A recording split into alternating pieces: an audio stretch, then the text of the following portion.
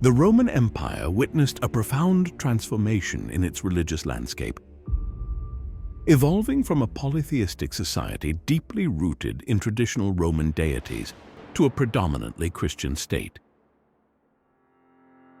This evolution was shaped by the integration of foreign gods, the influence of philosophical movements, and the eventual rise of Christianity. Religion in the Roman Empire not only reflected the spiritual lives of its people, but also served as a powerful tool for political and cultural cohesion. The journey from the worship of Jupiter and Mars to the embrace of the Christian God is a testament to Rome's ability to adapt and reshape its identity over centuries.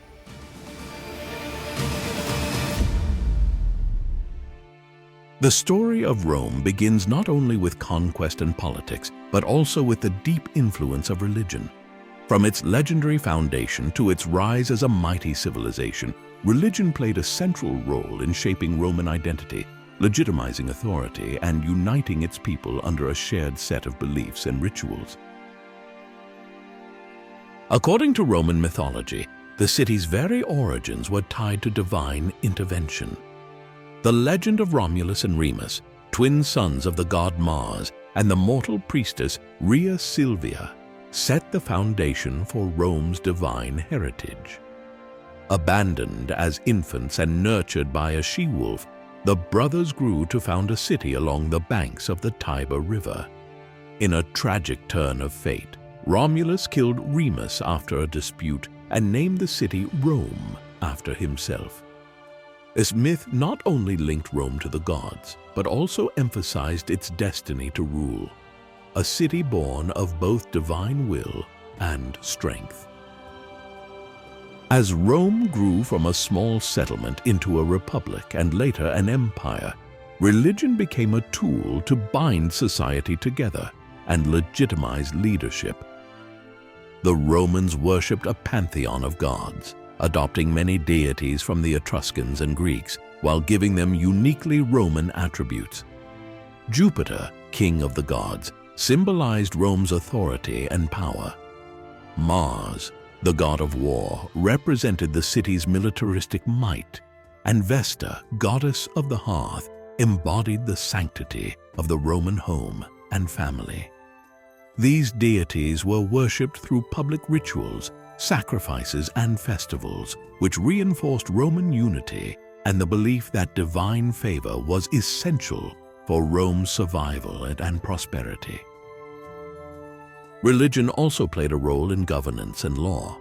Leaders claimed their power was sanctioned by the gods, as seen in the practice of augury, where priests called augurs interpreted signs in nature to determine the gods' will.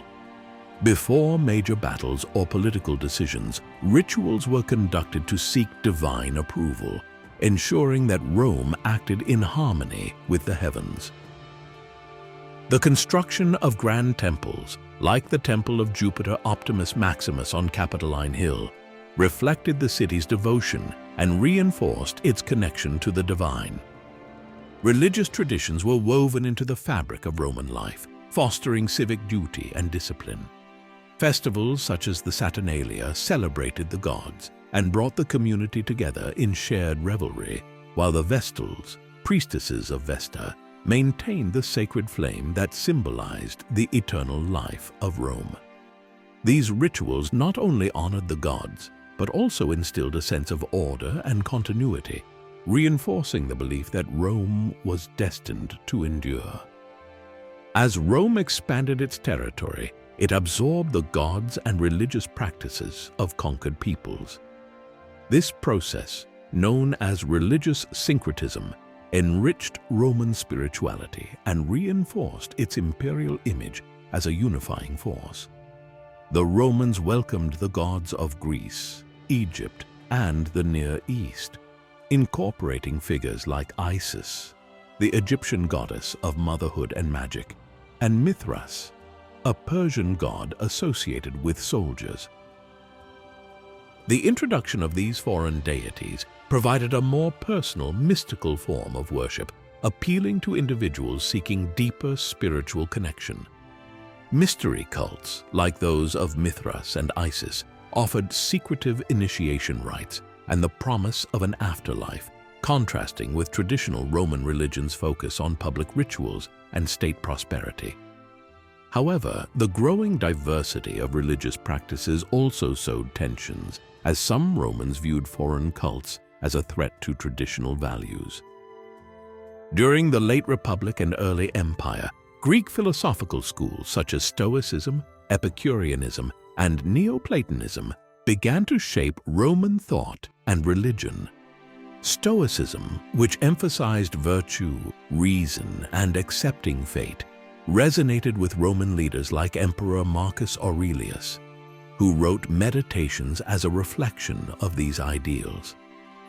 Philosophy introduced more introspective and ethical dimensions to Roman spirituality, encouraging individuals to seek inner harmony and moral purpose, rather than merely appeasing the gods through rituals. This intellectual shift set the stage for the rise of monotheistic and salvation-based religions like Christianity, which emphasized personal faith and moral transformation.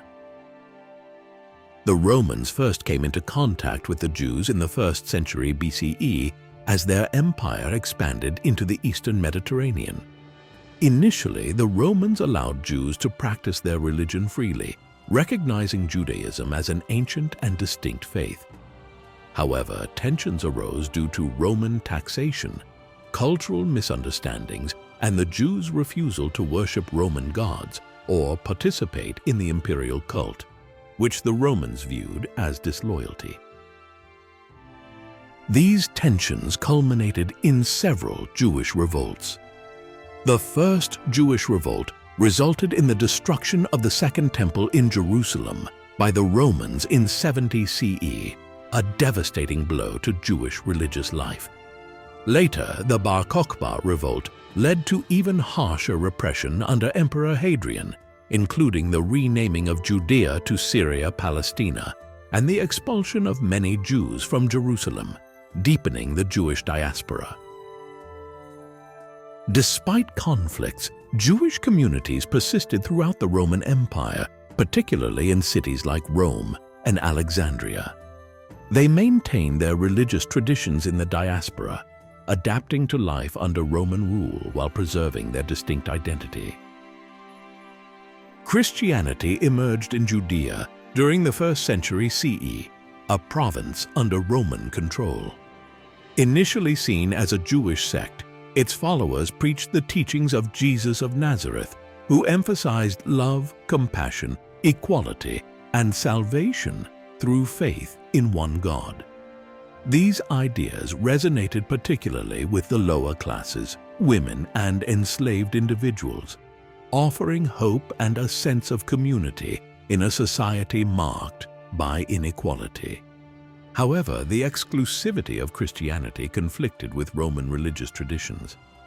Christians refused to worship the Roman gods or participate in the imperial cult, which venerated the emperor as a semi-divine figure. This defiance was viewed as subversive, and Christians were often accused of atheism and undermining Roman unity. Early persecutions under emperors like Nero, who blamed Christians for the Great Fire of Rome in 64 CE, and Diocletian, who launched widespread purges in the early 4th century, were attempts to eradicate what was seen as a dangerous and disloyal sect. Yet, instead of eliminating Christianity, persecution often strengthened the resolve of its followers. The martyrdom of Christians became powerful symbols of faith, inspiring others to join the movement. The pivotal moment in Christianity's acceptance came during the reign of Constantine the Great. In 312 CE, on the eve of the Battle of the Milvian Bridge, Constantine claimed to have seen a vision of a cross in the sky, accompanied by the words, "In hoc signo vinces," "In this sign you will conquer." Inspired, Constantine ordered his soldiers to adorn their shields with the Christian symbol, and when he emerged victorious, he attributed his success to the Christian God. In 313 CE, Constantine, alongside Emperor Licinius, issued the Edict of Milan, which granted religious tolerance to Christians and ended their persecution. Christianity was no longer illegal, and Christians could worship openly.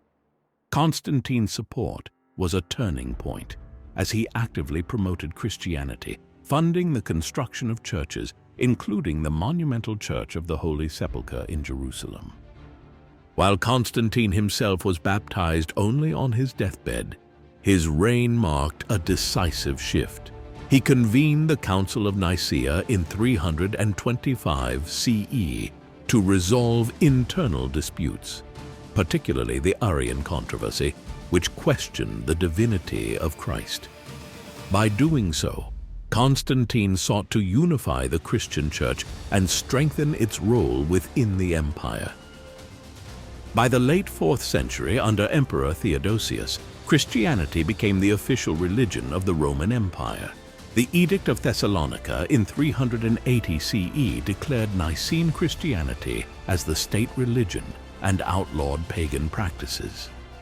Pagan temples were closed, sacrifices were banned, and traditional festivals were replaced with Christian celebrations. Though the Roman Empire fell in 476 CE in the West, its religious legacy endured. The Christian Church became a central force in European history, preserving Roman ideals, philosophy, and culture, while forging a new spiritual identity that would resonate for centuries to come.